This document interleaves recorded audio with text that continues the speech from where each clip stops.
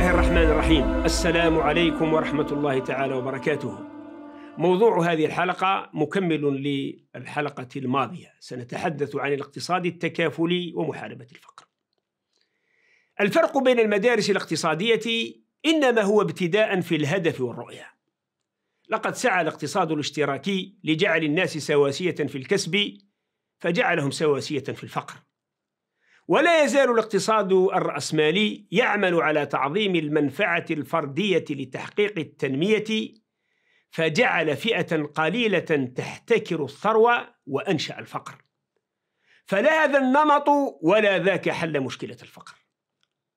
أما الرؤية الإسلامية في الاقتصاد فهي تهدف إلى تنمية الثروة وتوزيعها بين الناس بالعدل، وقد حققت تجربته الحضارية الهدف تاريخيا، إذ فاض المال ولم يصبح ثمة بين المسلمين معدوم في بعض العصور. تعتبر نظرية آدم سميث دعه يعمل دعه يمر أهم نظرية في الاقتصاد الكلاسيكي، احتفت بها الأمم لتحقيق الطفرة الإنتاجية، غير أنها تحولت كقانون الغاب، وأنتجت هي وأخواتها من نظرية التوجه الرأسمالي وحوشا سيطروا على أرزاق الكون، وأصبح ما يعادل 1% من سكان الأرض يحوزون على مجمل ثروات العالم وفق تقارير منظمة أكسفام البريطانية، وأصبح ربع سكان العالم يعيشون في فقر مدقع، بل انتقل الفقر أخيرا إلى البلدان المتقدمة ذاتها، حيث يعيش 40 مليون أمريكيا في مستويات متدنية من الفقر والاحتياج. كان الفقر في أمريكا يصيب السود سابقا فقط، ولكن اليوم ذو البشرة البيضاء يلسعهم العوز كذلك. إن النظرية الإسلامية التي سيكون لها أثر كبير على أحوال الناس المعيشية لو تعمق فيها النظر في ساحة العلوم الاقتصادية والاجتماعية والسياسية هي قاعدة دعوا الناس يرزق بعضهم بعضا التي وردت في الحديث الشريف، فهي تدفع للحرية الاقتصادية وكسر حواجز الكسب، ولكنها تحمل قيمة أخلاقية عالية تلغي الفردانية وتوجه النشاط الاقتصادي للمتعاملين حتى يكون نافعا للغير كذلك. حرم الله الربا ومنع الغش والفساد والاحتكار والتكنيز لكي لا يبقى المال دونة بين الأغنياء من الناس كما ورد في كتاب الله العزيز. وبالإضافة إلى ذلك جعل معالجة مشكلة الفقر مسألة جوهرية مرتبطة بعقيدة المسلم وعبادته من خلال فرض الزكاة في أكثر من 80 موضعا في القرآن الكريم. مهما كان سبب الفقر، سواء لأسباب ذاتية ككبر السن أو صغره أو الإعاقة، أو لأسباب غير ذاتية كالإفلاس والبطالة والتضخم وتركيز الثروة، فإن ملاحقته بقصد إنهائه هو الهدف من الزكاة ومن الرؤية الإسلامية في الاقتصاد. ليست الزكاة صدقة تدفع إليها الشفقة بلا مسؤولية تتبع الغني كما هو في النظام الرأسمالي، بل للفقير حق في مال الغني يأخذه إلزاما في ديننا الحنيف. إن الملكية الخاصة في الإسلام حق، ولكن المال مال الله جعله في أيدي الناس بالطرق المشروعة ليحسنوا به لأنفسهم ولغيرهم، لا ليستأثروا به وليتجبروا به ويفسدوا به في الأرض. يربط القرآن الكريم مصلحة الغني بمصلحة الفقير في أداء الزكاة، فالزكاة بالنسبة للغني المسلم تطهير لماله مما قد يشوبه ولينمو ويزيد. ونمو المال بالزكاة ليست مسألة غيبية فحسب، بل إن نظام الزكاة كما فصله القرآن الكريم والسنة النبوية مقصده دفع المال إلى الاستثمار والنماء. ومما يؤكد ذلك أنه ضريبة صغيرة تؤخذ من الربح الصافي عند بلوغ النصاب في القيمة والزمن، ولا تتعلق بوسائل الإنتاج. ويوجه الرسول عليه الصلاة والسلام إلى ذلك في قوله: لا تدعوا أموالكم تأكلها الزكاة. وكلما استثمر المال عبر دائرة واسعة في الأرض وبين السكان زاد، فوفر على إثر ذلك مناصب للشغل تنقذ الناس من البطالة المنشئة للفقر. وكلما استثمر فاض ودخل في دائرة الزكاة وزاد عدد المزكين.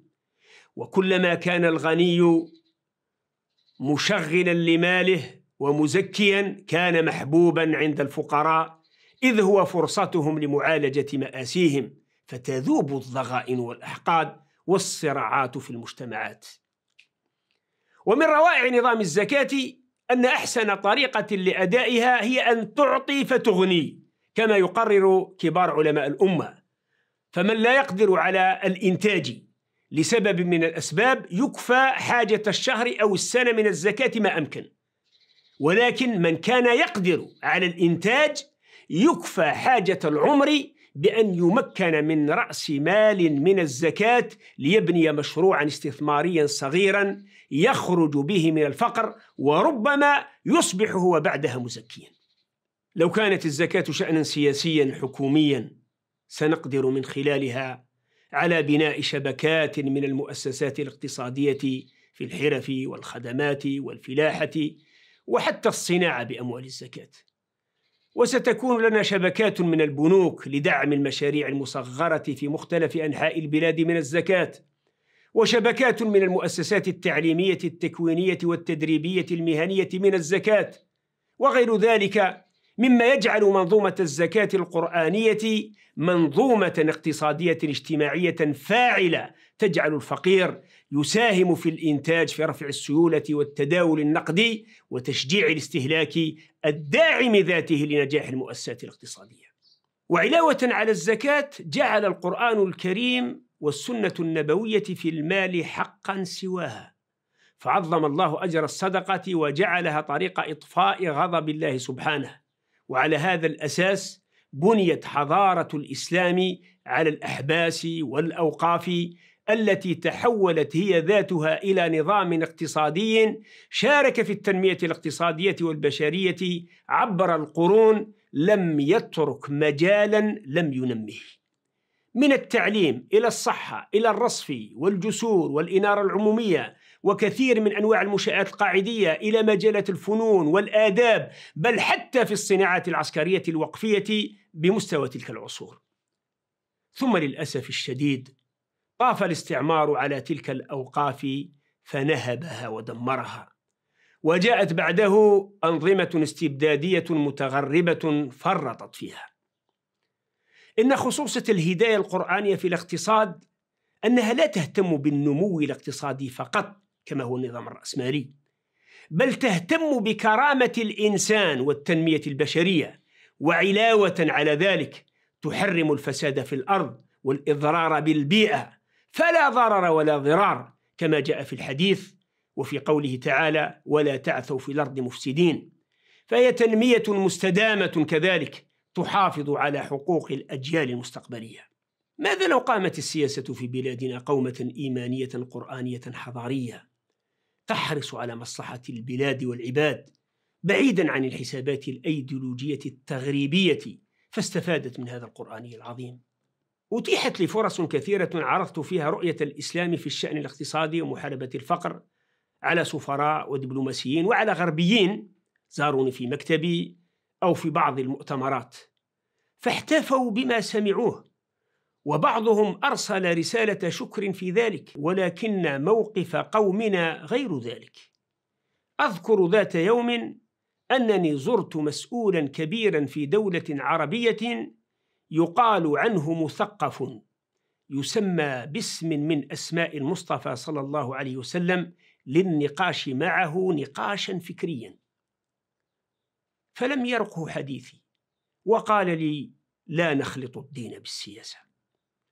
ولكن الحمد لله أن ثمة صحوة عند بعضنا وتطورا في الأمة يحدث على أساس التصالح بين القرآن والسلطان، فاللهم أتمم بالخير. في حلقتنا المقبلة سنتحدث عن موضوع الأسرة. السلام عليكم ورحمة الله وبركاته.